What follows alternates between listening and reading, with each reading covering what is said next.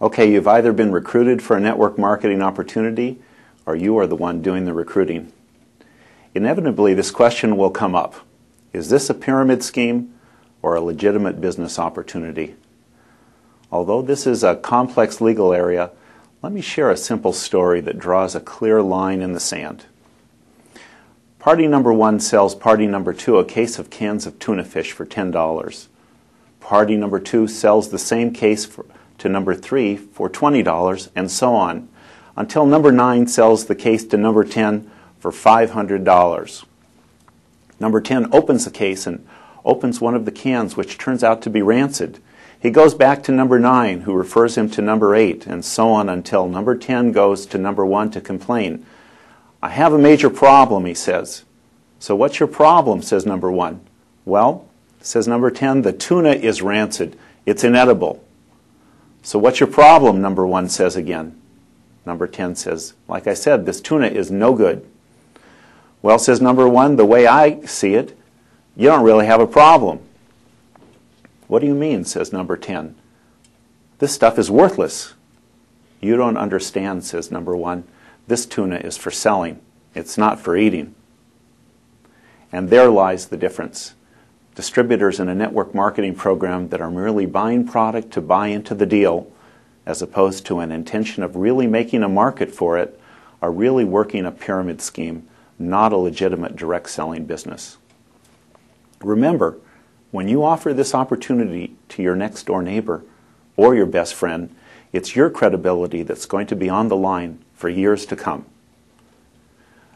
So what do you look for with respect to legitimacy versus pyramid? Here's a good checklist to consider. Number 1, product and price. Does the company offer a high-quality product for which there is a strong demand in the real-world marketplace? Is the product fairly priced and priced competitively with similar products? Can the product be demonstrated, and does it stand out when you show it to friends? Is the product proprietary to the company and available only through its distributors? Ever notice how you can't buy Avon products in stores or Shaklee vitamins at pharmacies? Is it backed up with a customer satisfaction guarantee? Is post-sales service or customer assistance available? Do the people who participate in the program buy the product enthusiastically based on its own merits, even if they don't participate in the compensation program? Second, no investment requirement.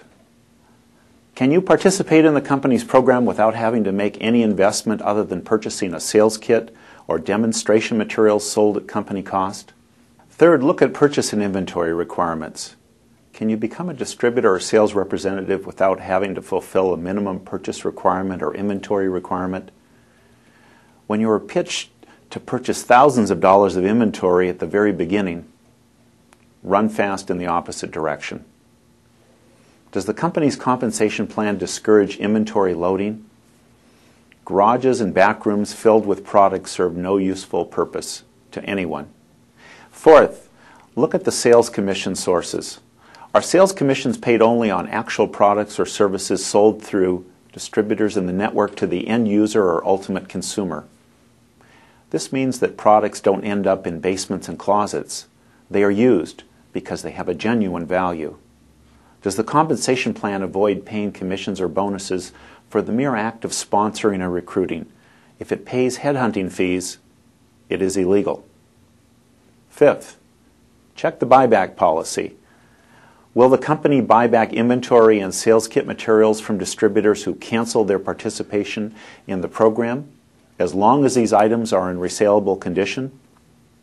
This policy is required in states which have adopted multi-level distribution statutes.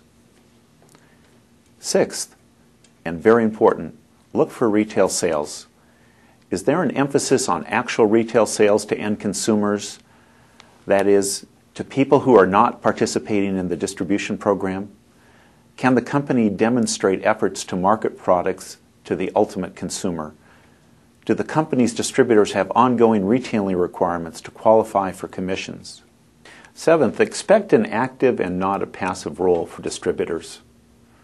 Are distributors in the company required to actively participate in the development and management of their networks? Eighth, watch out for earnings misrepresentations. Do the company's literature and training materials scrupulously avoid claims of income potential? The Federal Trade Commission, attorneys general, and postal inspectors all have their eyes on the matter of earnings representations. The acceptable approach emerging is that there should be no earnings representations unless they are based on a verifiable track record of the average earnings of distributors. For instance, a company should have statistics to show the percentage of active distributors and the average earnings of active distributors. Ninth, and finally, look for good training.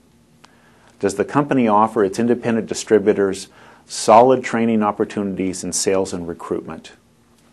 Are different levels of training offered to match the increasing levels of experience and responsibilities of distributors?